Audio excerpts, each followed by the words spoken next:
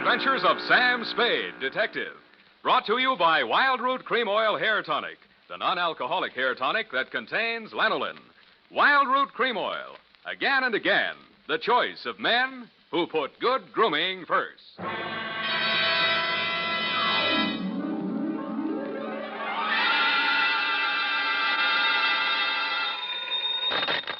Spade Detective Agency. They offered me a cool $1.5 million, but I couldn't be bought. Oh, Sam, all the time fooling. Straight goods, Effie. Oh, really, Sam? Why didn't you take it? Oh, but you couldn't, of course. That's right, Angel. Taxes. Oh, you mean it would put you in a bracket? The girl's name, in case you were going to ask, was Sugar Kane. Was she sweet? Oh, Effie, you made a joke.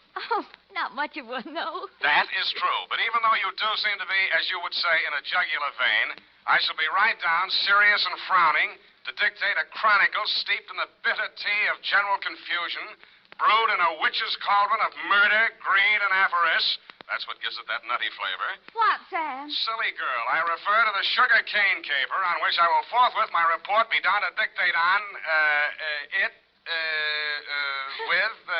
goodbye.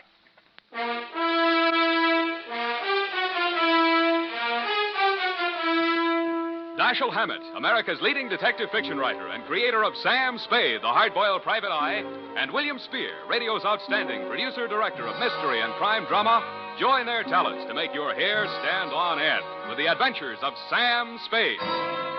Presented by the makers of Wild Root Cream Oil for the hair. Want to look better on the job? Get Wild Root Cream Oil.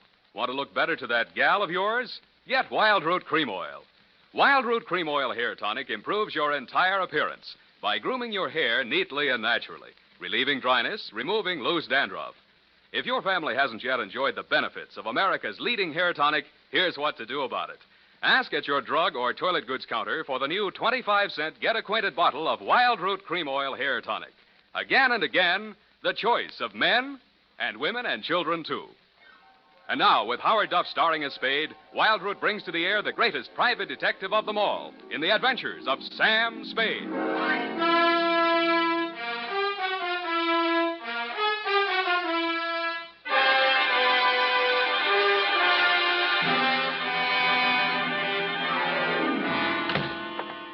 Hello, Sam. How are you, Sam? You were so lugubrious over the phone. Sometimes you're so bucolic, but tonight... What am I? When? Lugubrious tonight. Just bubbling over. Do you possibly mean I'm being lush with my verbiage? There, you see? Well, that's because I've been at work in the environs of Snob Hill, where they never use one word if 12 will do. Are you ready for the dictation, I guess it is? I plan to be most amusing tonight. Already I am, yet. Look, I haven't even started. Oh. Really, I haven't. All right. Now, pencil. Date. Alan should have such an audience. Date. October 3rd, 1948, to Clifton Cavanaugh, Esquire. Down, Effie. From Samuel Spade, license number 137596. Subject, the Sugar Cane caper. On Thursday last, at 11 a.m., as I waited for the traffic signal so that I might legally cross Powell Street in order to board a cable car, a cat rubbed up against my leg. I leaned over to stroke it and noticed that it had 6 toes. I wondered if that meant anything. It didn't. Most Nob Hill addresses don't mean much anymore, but yours still does. The house was big, hideous, and reassuring. Oh. Are you from Peppersnell? No, I'm in business for myself. Mr. Cavanaugh in? Oh. Well, come on in. I can't understand what happened to that boy from Peppersnell. Oh, pardon me if I seem a little hungover. Gladly, but can you ever forgive yourself? I like you. You got a sense of humor. You'll need it. You trying to tell me you don't approve of Mr. Cavanaugh? That perfume pothead. What did he do to you? He married my mother. Oh. Stepfather? Yeah. No, I'm Fred Blair. Spade's my name. Where do I find him? Detective? Check. I'll give you a clue. Look behind you. I did. I turned and found myself looking straight into your handsome face. You looked several years younger than your stepson, with regular aquiline features, dark, widely spaced eyes, and blue-black hair.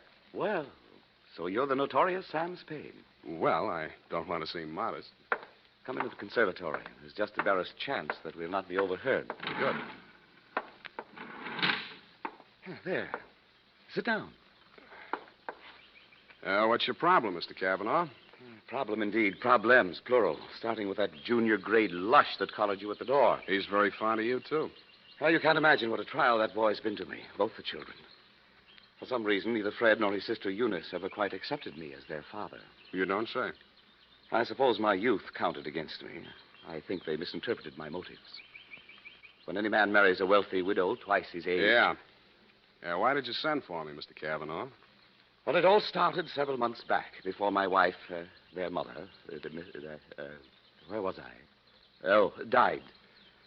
The scandal quite literally killed her. You're sure that's what did the trick? Fred, who, among other talents, was a positive genius for knowing the wrong sort of people, struck up an acquaintance with a hoodlum named Johnny Verona. Nice, clean-cut gangster type, runs a joint on Pacific Street. Precisely. With the positively hysterical name of the Subtropico. Mm-hmm. Well, there was a sordid brawl of some sort. A man shot. Obviously, this Johnny Verona shot him. Fred had to give testimony before the grand jury. It was all we could do to keep it out of the paper. But you did. No, and old Eleanor, my wife, that is, dropped dead when the butler brought in the Chronicle. But the worst was yet to come, Sam. Well, don't keep me hanging, Cliff. Well, Fred continued to frequent this bistro, this dive of Verona's. I understand. I believe the bait is a toothsome little teaser with the unlikely name of Sugar Kane. She likes Fred. No woman in her right mind would look twice at that idiot, even if he were twice as rich and only half as sodden. Then, where was I? Oh, yes, this Verona person came here several times on the pretext of pouring Fred through the front door and thereby met my stepdaughter, Eunice. Well, that's a very interesting story, Mr. Cavanaugh. Now, maybe you'll tell me what you want a detective for. Because my stepdaughter has brazenly informed me that she intends to marry this gangster. I want you to help me prevent that marriage. I don't see. Don't see what? I don't see how I can. Well, perhaps I didn't make myself clear. When Verona was arrested for that shooting in his club, Fred didn't tell the grand jury all he knew. Now, if you could prove that Verona is guilty, then we'd be rid of him for good. Is it Verona you want to get rid of or your stepson? Good Lord, you don't think Fred did it? Do you? Why, no, of course not. Okay, supposing Verona did it, then Fred goes up on a perjury rap, maybe accessory. Oh. Well, I have no overwhelming desire to injure Fred. Look, why don't you tell me what you have an overwhelming desire for? Well, under the terms of her mother's will, Eunice will inherit $3 million as soon as she marries. When? When what? When do I meet her? Be serious, man. Now, I will pay Verona $50,000 in cash if he'll stay away from her. Would you take $50,000 as the payoff in a $3 million caper? In this instance, yes. Eunice is not very well, and you may quote me on that. Book, chapter, and verse. To Johnny Verona? To Johnny Verona. Okay. Water's mighty cold this time of the year at the bottom of the bay, but if you don't care, I don't. Thank you. Let me know how it comes out. Don't give it a second thought. You'll know. Don't get up, Mr. Cavanaugh. I know the way out. Hey, Spade, wait up. Well, you look a little better. Listen, there's something you ought to know. He was my sister's boyfriend before he married my mother. He did it out of revenge because Eunice threw him over. He still wants to marry her. Any particular reason? Oh, my mother put that crazy marriage clause in her will. He's been systematically getting rid of every man who's been interested in her. Bought him off, threatened him off any way he could. Why? He thinks Eunice will eventually marry him to get her inheritance. But she won't. She'll kill him first, and if she doesn't, I'll do it for her. Fred. Oh, yeah? Fred, what on earth are you saying? Who is this man? Well, he's the detective. Sam Spade. You're Eunice Blair? Yes, I want to talk to you. Fred, go and... Yeah. See you later, Spade. I know why my stepfather hired you, Mr. Spade. If you need the money, go ahead. But this time it won't work. You look as if you'd like to be a nice girl. How did you happen to settle for a cheap grifter like Johnny Verona? Because we understand each other, and he can't be scared off. Any message I can take him from you? Tell Johnny I'll meet him at the usual place. And tell him I still like my coffee black. No sugar.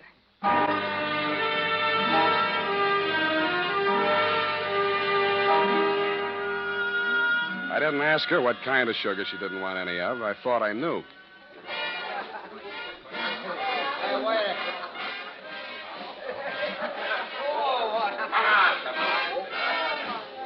The only thing wrong with Sugar Kane's dance was her dancing, but the customers didn't seem to mind, and I didn't either. It was a pleasure to size her up carefully, as I would have felt obliged to do anyway in my professional capacity.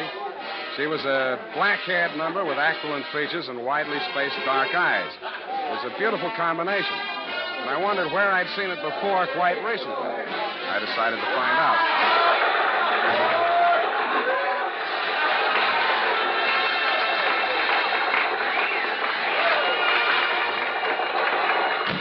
Hey, what's the idea of barging in here after me? Can't you see the sign on the door? No customers in the dressing rooms. Then let's go someplace else. I want to talk to you. Beat it. Take it easy. This is on business. Good. I'll fix it up with the boss. Johnny. Yeah, Sugar? What's the matter? Is Joe giving you trouble? You trailed in here after me, the cheap masher, on the pretext of discussing business affairs. Okay, out you go. Hey, now, wait a minute. Come on, move. And don't come back. Well? Sorry I had to give her that bum's rush routine. I don't want to get her excited. She's a nice kid, and she doesn't know why you're here. I take it you do. Yeah. Eunice called me and told me you'd be down. Okay, Johnny, I'll give it to you fast and get out. Clifton Cavanaugh will pay you $50,000 to leave Eunice alone. He also made a few idle or not so idle threats about what might happen to her if you don't take his money. For example? He said she hasn't been feeling well, might not live long enough to get married.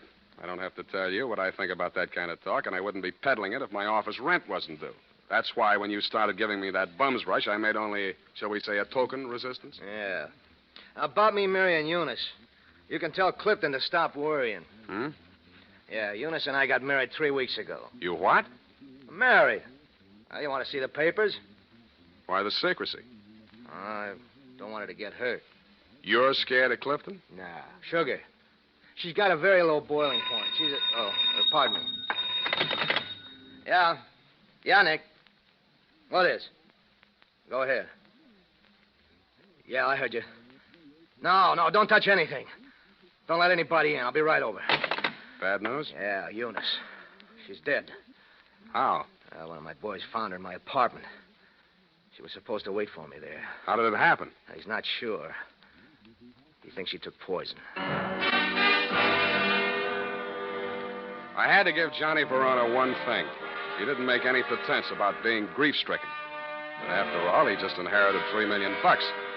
Sugar Kane took it standing up, too, but she just lost a rival and got her man back $3 million richer. I wasn't with you when you got the news, Mr. Cavanaugh. But the one I really wondered about was Eunice's brother, Fred. What brought that on was something I picked up in Johnny Verona's apartment where we found Eunice's body sprawled out over a tray of coffee things. It was a medicine bottle with a doctor's prescription number on the label. The name of the druggist that had put it up was Pfefferschnell. I remembered what Fred had said to me when he admitted me to your house that afternoon. Quote, "Are you the man from Pfefferschnell's?" I wondered if I'd answered yes, would Eunice still be alive?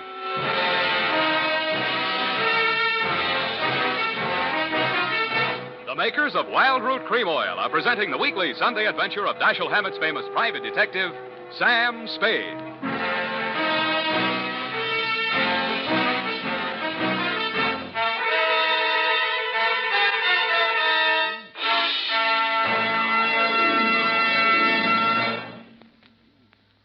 Now, here's important news on good grooming. If you want the well-groomed look that helps you get ahead socially and on the job, listen.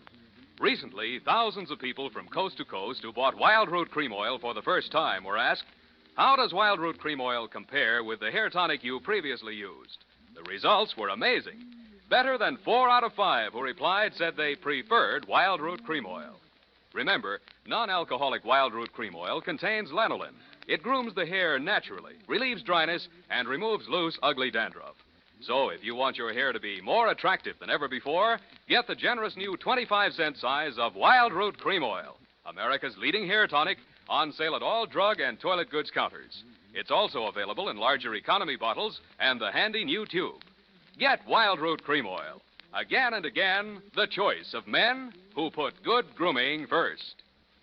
By the way, smart girls use Wild Root Cream Oil, too, and mothers say it's grand for training children's hair.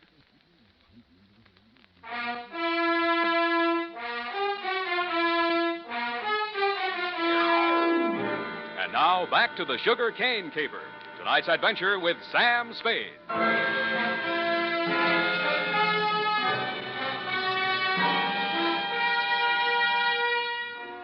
The morning papers didn't carry anything new on Eunice's death. Cause was put down to an overdose of a toxic drug. The doctor who prescribed it said she'd requested it for migraine headaches, which he suggested might have driven her to suicide.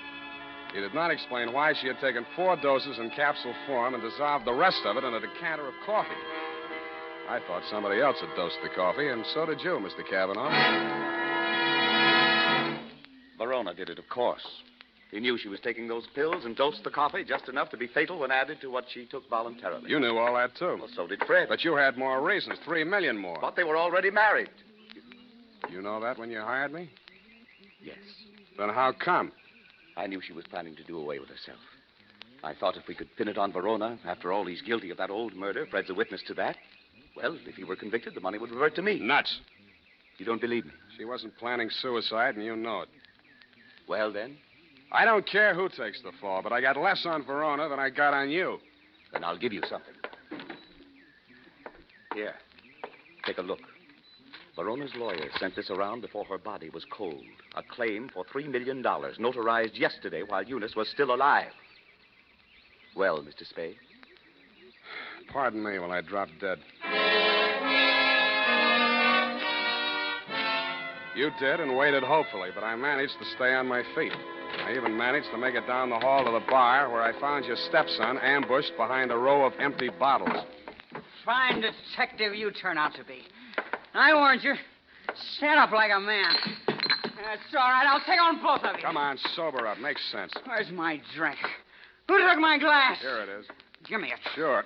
You spill it. Who's ice on my shirt? Listen to me. This is very important. Important? You were expecting a delivery from a drugstore when I arrived there yesterday morning. Who ordered it? She did. Eunice. She told me to watch for it and bring it to her. Did you do that? No, she wasn't here. What did you do with that bottle of medicine? I'm sleepy. I gotta get some rest. Wake up! No. I said wake up! Leave me alone. Now, listen. You took that bottle with you when you went out. Where did you take it? I tell you when you let me go to sleep. You took that bottle with you, didn't you? You're guessing. I know you're third degree. You went to Verona's apartment, didn't you? 2 gentlemen of Verona. Willie Shakespeare. You doped that coffee, didn't you, with the poison that killed your sister? I didn't mean it for her. I didn't know she was going there. Go on talking. I want a lawyer. I know my rights. Listen, I'm not a cop. I'm not taking a statement. You're too drunk for it to hold anyway, so you can tell me. Okay. Here's how it happened. She took her 4 pills and went to bed. Yeah? I sneaked a bottle out of the medicine chest and I went over to his place. His boy Nick was there making coffee for the boss, he said, when he got home. I hung around talking for a while and I slipped some of the stuff in the percolator while he was getting out the cups. And that's all. Why did you want to kill Johnny Verona? So Eunice wouldn't have to marry him. What do you mean, have to? She was doing it for me, so he'd keep quiet. About that brawl in the club, that old killing they tried to nail Johnny for? Yeah, that's it. The gun that did it. He got rid of it before the cops arrived. That was my gun. Fred, straighten up. Look. Yeah. Johnny dictated the story you told the grand jury. How do I know he didn't dictate the one you're telling me now? Who are you covering for? I didn't say anything. I didn't tell you anything. Get out of here! What's the matter with you? Get out the window! The revolver barrel that crashed through the darkened window pane behind the bar spoke twice. I answered it. I looked out into the darkness, making myself a good enough target to draw some fire. I fired back at the flashes. I was depending more on luck than aim, and luck was what I wasn't having much of. I went back to the place where Fred had fallen. The shots that had dropped him were luckier. He'd been dead before he hit the floor. What is it? What's happened here? See for yourself. Who? Shot through the window. Couldn't see anything but the gun muzzle. Looked like a .45. Johnny Verona, he packs a .45. Who told you that? It came out at that investigation. One of the reasons they couldn't indict for that old shooting. There were a lot of reasons they couldn't get that indictment. What are you driving at? Neither one of the leading suspects was guilty. I don't follow you. Sugar Kane did that job. Well, that's wild. What if I told you Fred made a statement to that effect before he was shot? You're lying. He confessed. Did I tell you that? Well, he must have. He always talked about it when he was drunk. All right. I was bluffing.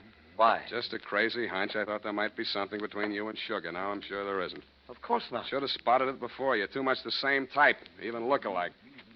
I can't make you out. Well, don't try. It's not worth it. You better call homicide about Fred here. Tell Lieutenant Dundee if he wants my statement, I'll be at my apartment.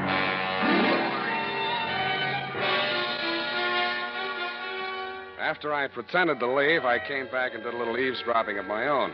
You didn't phone homicide, but you did spend an hour filing out the barrel of a .45 automatic. Then you went out. I tailed you to an address on Sloat Boulevard. A short time after you went in, Sugar Kane came out alone. I followed her to, you know the answer, my apartment. I went in the back way via the fire escape and arrived in time to answer her buzz. Oh, Mr. Spade, thank heaven I found you at home. So am I. Come in. I know it's terribly late. Forget it. Won't you take off your coat or something? Can't stay very long. It's not safe. I may have been followed here. Oh, surely not. Sam, you don't mind if I call you Sam? No? I'm so frightened. It's about Johnny Verona. I don't know what he may do. He's convinced that Fred killed Eunice, and he's out gunning for him right now. We've got to stop him before he does anything rash. You come to the wrong party, Sugar. I'm working for the enemy. Enemy? Kavanaugh. Oh. It's no skin off his nose if Johnny Verona drops Fred Blair or if you all drop.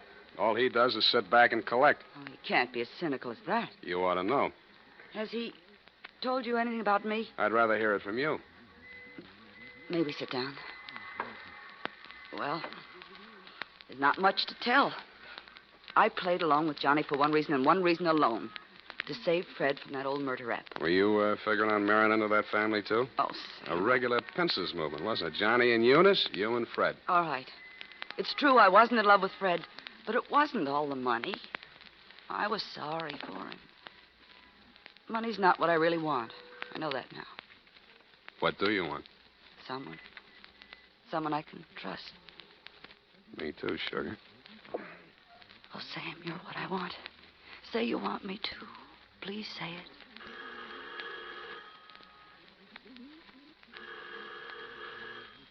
Don't answer it, Sam. Why not? Johnny may have followed me here. He's insanely jealous. Well, I gotta face it out with him sooner or later. Might as well be now. Sam, be careful. Stand out of the way, Sugar. No, Sam. No, please. Don't reach, Johnny. I'm not gunning for you, Spade. In that case, come on in. Well, Sugar. I didn't believe him that you were coming here. I had to, Johnny. He got some crazy confession out of Fred while he was drunk. I had to stall him until you and Cliff could talk to him. To save Fred, I mean. Oh, stop horsing around. We all know that we all know Fred is dead, and we all know that we all know who killed him. Then Cliff was leveling. You are trying to pin that on me. I don't need it, but if you want it, you can have it. There's $3 million in my part of it. I'll split down the middle with you. If you throw in with them, it's a three-way split. There's no split at all if you take the rap for Eunice's killing, and you will if you throw in with me. It's their word against mine. 2 witnesses against 1, and all I've got is a confession by a drunk who is now dead. Sam. Oh, Sam, I was sure for a moment you... Get away from me. Sam, Go on. Go to work on him. I should have given you a little more time. That wasn't fair, was it, Sugar? I hate you. I hate you both. I never want to see you again. Get back in that room, Sugar. Cliff. What happened, Sugar? Why were you running away? Johnny double-crossed us. Now Sam knows everything. What does he know? The whole caper. Part of it I wasn't quite sure of until I saw you and Sugar standing side by side.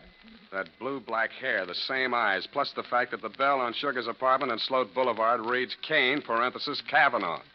You took a crazy chance when you knocked off Fred with me right there in the room. The kind of a crazy chance a brother would take to keep his sister clear. I could have told you that. It would have helped a lot, Johnny, but you didn't. When a man lets his sister go on dancing in a joint like yours after he's in the chips and she goes on liking it, you can be sure they're both playing for big stakes and for nobody but themselves. Where do you think you were supposed to wind up, Johnny? I'll tell you. Drinking that poison coffee that Eunice got hold of by mistake. That isn't true, Johnny. I never told Fred a thing. He thought you really loved Eunice. I don't know how he found out you were forcing her into that marriage. Did you also neglect to tell him that he was innocent? That you pulled the trigger in that old killing and shoved a gun into his hand when he was too drunk to know what he was doing? I've heard enough. Watch it, Johnny. No!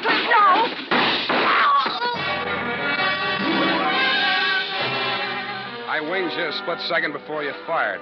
Your aim went wild. All I saw at first was that it missed Johnny. Then I saw him move forward in her direction. She was leaning against the wall, a puzzled expression on her face, her hand plucking nervously at a spot of red that was spreading against the white of her dress. He caught her as she pitched forward and carried her over to a couch. She didn't speak again. You and Johnny knelt beside her until the cops arrived. If you were aware of each other's presence, neither of you showed it. Period. End of report. That was a sad ending, Sam. Yes, it is. I'm sorry it ended so sadly.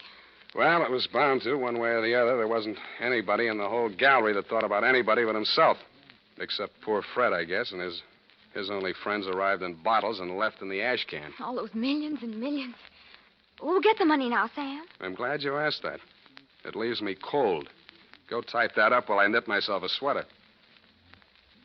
And now, listen to this. It's the smart mother who sees to it that Wild Root Cream Oil is always kept handy around the house. For she knows that Wild Root Cream Oil grooms her family's hair neatly and naturally, relieves dryness, removes loose dandruff. Get acquainted by asking for the new 25-cent bottle. Also, ask your barber for a professional application of Wild Root Cream Oil Hair Tonic. Again and again, the choice of men and women and children, too.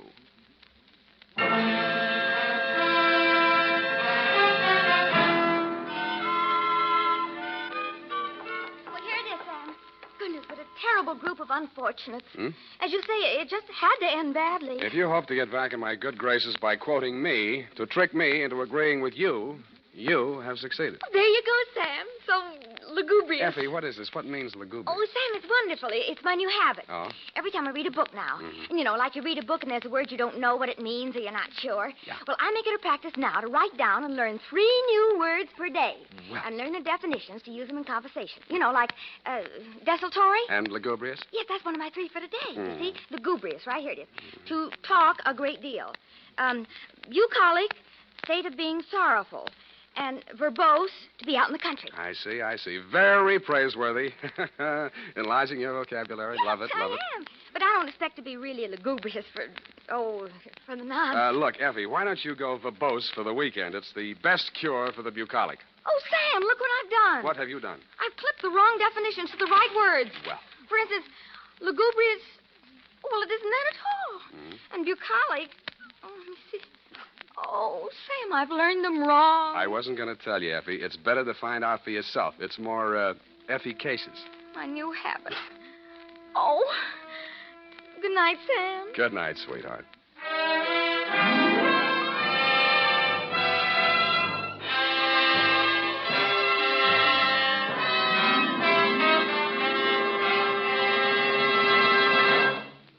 The Adventures of Sam Spade, Dashiell Hammett's famous private detective, are produced and directed by William Spear. Sam Spade is played by Howard Dove. Lorene Tuttle is Effie. The Adventures of Sam Spade are written for radio by Bob Tallman and Gil Dowd. Musical direction by Lud Gluskin with score composed by Renee Garrigan. Join us again next Sunday when author Dashiell Hammett and producer William Spear join forces for another adventure with Sam Spade. Brought to you by Wild Root Cream Oil. Again and again, the choice of men who put good grooming first. This is Dick Joy reminding you to get Wild Root Cream Oil, Charlie. It keeps your hair in trim. You see, it's non-alcoholic, Charlie. It's made with soothing lanolin. You better get Wild Root Cream Oil, Charlie. Start using it today. You'll find that you will have a tough time, Charlie, keeping all the gals away. Hiya, Baldy. Get Wild Root right away.